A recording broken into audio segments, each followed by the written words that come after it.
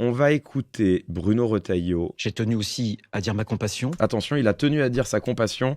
Écoutez, mesdames, messieurs, l'expression de la compassion de Bruno Retailleau. Parce que on est en train de tenter de retrouver les liens familiaux que cet individu avait, cette personne avait donc avec notamment le Mali.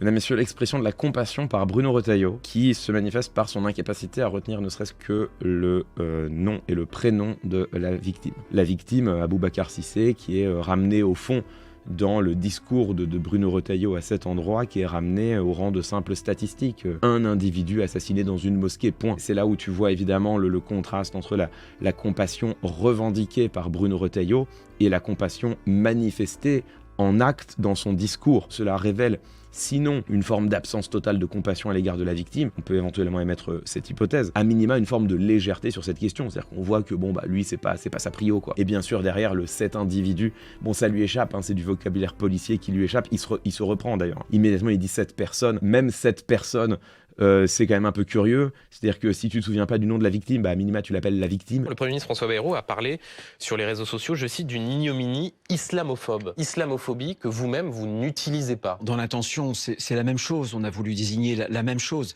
Simplement, d'abord, le ministère de l'Intérieur et nos forces agissent sous l'autorité judiciaire. Donc on fait très attention à utiliser les mêmes termes. Ensuite... Le procureur a parlé lui-même d'islamophobie. Deuxième, de la piste dans islamophobe. Un communiqué, mais pas ensuite. Il l'a redit au tout à l'heure. moment de la réunion, il ne l'a pas utilisé. Okay, ensuite, il l'a dit au tout à l'heure ministère devant de les caméras.